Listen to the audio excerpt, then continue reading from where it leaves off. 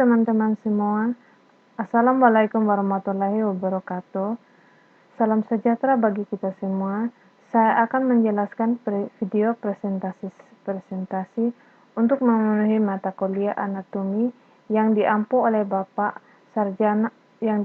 dosen Henry, sarjana keperawatan nurse, magister pendidikan. Saya akan memperkenalkan nama saya, Apliana Pedika Bella, NIM 22032377, reguler 1A, Sekolah Tinggi Ilmu Administrasi Malang. Prodi D3 Perekam Medis dan Informasi Kesehatan 2021. Apa itu sistem pencernaan? Bagian ini yaitu proses penghancuran makanan yang terjadi dalam mulut hingga lambung.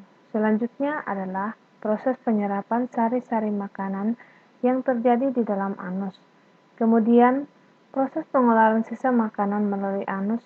Dalam pelaksanaan proses pencernaan, maka organ pencernaan dibantu oleh enzim dan hormon yang prosesnya berbeda tiap organ dan mempunyai fungsi-fungsi masing-masing. Berdasarkan prosesnya, pencernaan makanan pada manusia terdiri dari proses pencernaan mekanis, yaitu pengunyahan oleh gigi dan dibantu oleh lidah, serta peremasan yang terjadi di lambung, dan proses pencernaan kimiawi, yaitu pelarutan dan pemecahan makanan oleh enzim-enzim, pencernaan dengan mengubah makanan yang bermolekul besar menjadi molekul yang berukuran kecil. Nah, ini adalah gambar anatomi sistem pencernaan dari mulut sampai ke anus. Yang pertama, mulut. Mulut merupakan salah satu organ dalam sistem pencernaan manusia. Mulut menjadi awal dari saluran pencernaan makanan sebelum dicerna oleh lambung. Di dalam mulut akan terjadi pencernaan makanan secara mekanis dan kimiawi. Mulut memiliki struktur berupa alat yang berperan dalam proses pencernaan seperti gigi, lidah, dan kelenjar ludah. Fungsi mulut. Adapun fungsi mulut pada manusia di antara termasuk dalam bagian dari sistem pencernaan. Tempat pertama makanan masuk pada pencernaan, merasakan makanan, mengunyah dan menghaluskan makanan, menelan makanan sebagai alat berbicara atau komunikasi sebagai organ pernapasan selain hidung.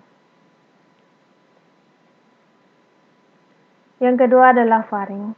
Faring merupakan saluran pernapasan yang memiliki bentuk seperti tabung kerucut yang dimulai dari belakang hidung dan rongga mulut hingga bagian sebelum trakea dan esofagus.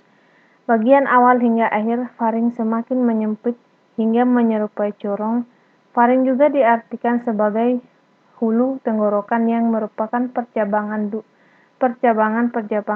saluran, yakni saluran pencernaan, atau orofaring yang menghubungkan mulut kerongkongan, dan saluran pernapasan, atau nasofaring yang menghubungkan hidung tenggorokan.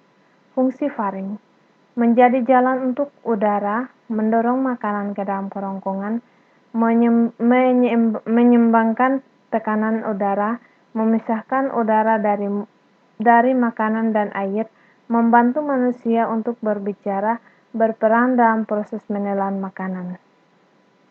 Yang ketiga, esofagus. Esofagus atau lebih dikenal dengan kerongkongan merupakan bagian dari sistem pencernaan. Letak esofagus atau kerongkongan dapat berada setelah faring dan sebelum lambung, juga melekat pada trakea. Esofagus juga diartikan sebagai organ pencernaan yang memiliki bentuk seperti tabung berotot, di mana fungsi esofagus ini membawa makanan dari mulut ke lambung. Esofagus mendorong makanan dengan gerakan hasil kontraksi otot. Gerakan kontraksi otot dalam esofagus untuk mendorong makanan disebut gerakan peristaltik. Ukuran panjang esofagus atau kerongkongan orang dewasa mencapai 23-25 cm dengan lebar 2 cm. Fungsi esofagus: menelan makanan, mencegah adanya benda asing-asing masuk ke dalam lambung hasil gerak peristaltik, cegah laju isi dan cairan lambung, cegah difusi pasif dan makanan ke lambung. Gaster atau lambung. Lambung adalah organ berotot yang ada di bagian kiri atas perut di antara kerongkongan dan usus kecil. Berfungsi untuk mencerna makanan. Lambung merupakan organ terpenting pada sistem pencernaan untuk menguraikan dan mencerna makanan. Berdasarkan bentuknya, lambung dibagi menjadi 5, yaitu kardiak adalah bagian lambung yang berhubungan langsung dengan esofagus. Bagian ini berbentuk seperti tabung kecil yang sempit. Fundus adalah bagian yang berada di dalam badan lambung dan berbentuk ubah. Badan lambung. Badan lambung merupakan bagian yang terbesar dari utama dari lambung. Asteron adalah bagian di bawah lambung yang menampung makanan sebelum dilepas ke usus halus. Pylorus adalah terowongan yang menghubungkan, dan ini adalah gambar usus halus.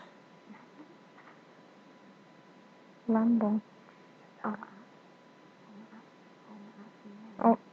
Maaf, ini adalah gambar lambung.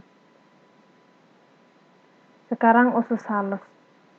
Usus halus merupakan bagian saluran pencernaan yang disebut juga usus kecil atau intestinum. Letak usus halus berada di antara lambung dan usus besar.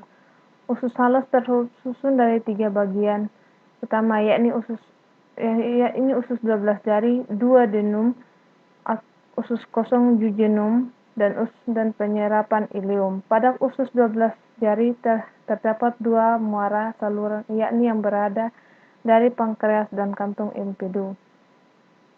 Bentuk usus halus seperti tabung sempit yang berkelok dan memenuhi bagian perut bawah. Ukuran usus halus memiliki diameter sekitar 2 cm atau lebih dengan panjang sekitar 6 meter pada orang dewasa, sehingga usus halus sering disebut sebagai organ pencernaan terpanjang dalam tubuh manusia. Sekarang adalah usus besar. Usus besar adalah salah satu organ pencernaan yang merupakan lanjutan dari usus halus. Kolon merupakan nama lain dari usus besar. Fungsi utama dari usus besar adalah untuk melakukan penyerapan makanan yang tidak mampu diserap di usus besar, juga menyerap air sehingga dapat mengatur keseimbangan cairan dalam tubuh. Sekarang adalah mulut. Sekarang adalah aksesoris atau organ tambahan. Gigi merupakan alat pencernaan dalam mulut yang berfungsi sebagai alat pencernaan serta mekanis karena membantu dalam proses pemecahan makanan menjadi bagian yang lebih kecil, sehingga enzim-enzim pencernaan akan lebih mudah mencerna makanan. Jenis gigi: gigi seri depan, gigi taring, gigi gerahan halus. Sekarang adalah lidah. Lidah merupakan indera pengecap yang terdiri dari sejumlah bagian dan memiliki berbagai macam fungsi.